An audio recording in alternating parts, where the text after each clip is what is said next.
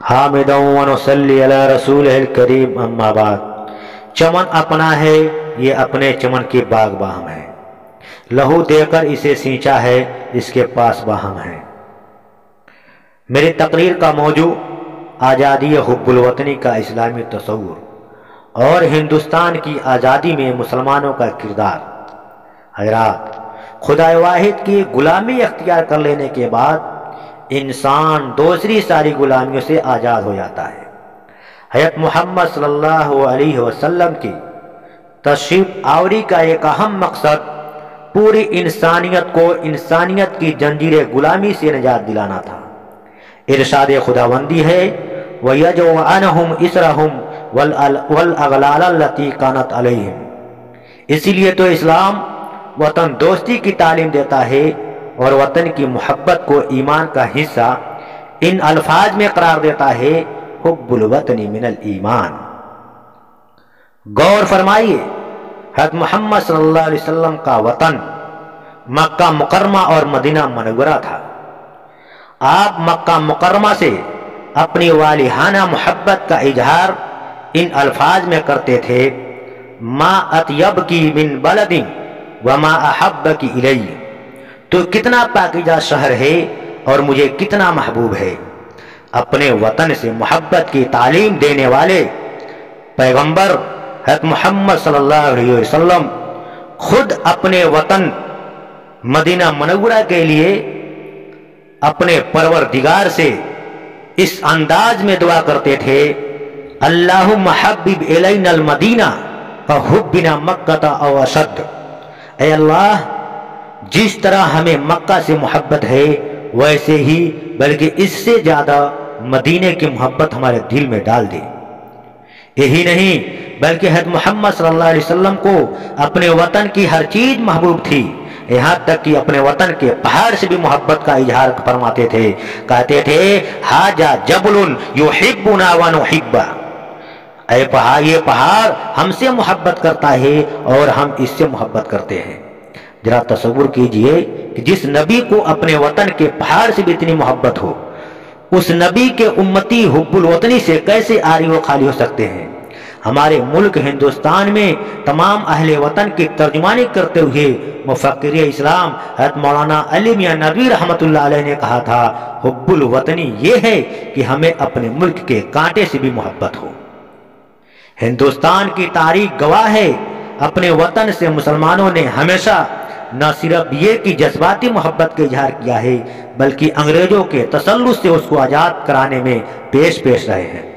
اس ملک میں مسلمانوں کی جد و جہد آزادی صبر آزما لمحات کی کہانی ہے، جس کو پھیلائیں تو آزاد ہندوستان، سمٹیں تو کتب خانے، پڑھیں تو نوشتے، لکھیں تو صحیفے، بکھیرے تو دار روشن کے افسانے اور دل میں اتارے تو آزادی کے ترانے بنتے ہیں، اور ہم فخر سے کہنے لگتے ہیں سارے جہاں سے اچھا ہندوستان ہمارا، سارے جہاں سے اچھا ہندوستان ہمارا، ہم بلبلے ہیں اس کی یہ گلستاں ہمارا۔ مادر وطن کے جگر پاروں، اس ملک کی آزادی کے لیے جن مجاہدوں نے گولیاں کھائی، جیل کی صحبتیں برداشت کی، مسکراتے ہوئے پھانسی کا پھندا گلے میں ڈالا، ان مجاہدین آزادی میں ہندو مسلم سب شریک تھے۔ اگر ہندو کی کوشش کا وطن کے رخ پہ گاجا ہے، مسلمان کے لہو سے بھی وطن کا باغ تازہ ہے۔ برادران وطن، ہندوستان کی آزادی میں مسلمانوں کی قربانی کا عرصہ کم و بیش 3 صدیوں کے برابر ہے۔ 1700 عیسوی سے ہی نواب سراج الدولہ نے انگریزوں کے خلاف لڑنا شروع کر دیا تھا۔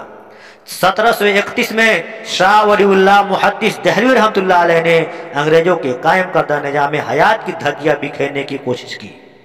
1799 میں آزادی کے متوالے ٹیپو سلطان شہید رحمۃ اللہ علیہ نے سری رنگا پٹم کے میدان میں جام شہادت نوش کیا۔ ان کی نعش کو دیکھ کر فاتح انگریز نے یہ اعلان کیا تھا کہ آج سے ہندوستان ہمارا ہے۔ 1803 میں ایسٹ انڈیا کمپنی کے قیام کے بعد یہ اعلان ہو گیا تھا خلق خدا کی، ملک بادشاہ سلامت کا، حکم کمپنی بہادر کا۔ اس اعلان کے بعد امام حریت شاہ عبدالعزیز رحمۃ اللہ علیہ نے انگریزوں کے خلاف جہاد کا فتویٰ دیتے ہوئے فرمایا تھا कि आज से हमारा मुल्क गुलाम हो गया है और हुसूल आज़ादी के लिए जिद्दोजहद करना हमारा फरीजा है। इसके बाद बजरिया असलहा मुल्क को आज़ाद कराने के लिए मुसलमान आगे बढ़े, जिनकी क़यादत हज़रत सैयद अहमद शहीद रहमतुल्लाह अलैह ने की। 1857 की जंग आज़ादी के बाद ईस्ट इंडिया कंपनी की तरफ से यह हुक्म जारी हुआ कि तमाम मौलवियों को तख्तेदार पे चढ़ा दिया जाए।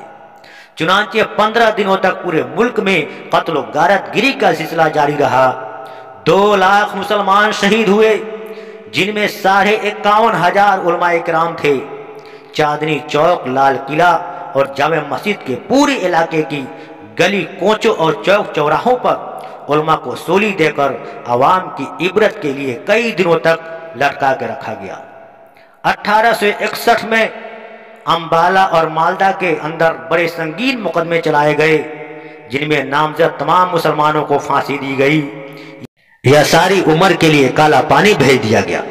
बरतानवी साम्राज्य को जड़ से उखाड़ फेंकने के लिए हज़रत शेखुल हिंद रहमतुल्लाह अलैह ने अंदरून मुल्क अंग्रेजों की मुखालिफत और बैरून मुल्क से हमले का प्रोग्राम बनाया और इसी मकसद के लिए उन्होंने 40 बरस के खुफिया तैयारी के बाद 1915 में रेशमी रुमाल की तहरीक चलाई, जिनमें मुल्क के नामवर सियासी लीडर शरीक हुए। 1921 में कराची के अंदर खिलाफत इजलास से खिताब करते हुए मौलाना हुसैन अहमद मनी रहमतुल्लाह अलैह ने यह ऐलान किया था कि बरतानिया की इयानत और मुलाजमत हराम है। इस जसारत हक गोई की पादाश में उनको और उनके रुफ़का को 2 साल की कैद बामुशक्कत की सजा हुई। मौलाना मोहम्मद अली जौहर ने गोलमेज कॉन्फ्रेंस में अहले बेटी से कहा था, या तो हिंदुस्तान की आजाद होगी सरजमी, या तो हिंदुस्तान की आजाद होगी सरजमी, देनी होगी या मुझे इंग्लैंड में 2 गज जमीन। 1926 में कलकत्ता के अंदर अल्लामा सैयद सुलेमान नदवी रहमतुल्लाह अलैह की क़यादत में इस मुल्क की मुकम्मल आज़ादी की तजवीज़ मंजूर हुई। 1929 में डांडी मार्च के तहरीक में जहां गांधी जी गिरफ्तार हुए हैं, मौलाना अबुल कलाम आज़ाद और उनके रुफ़का गिरफ्तार किए गए।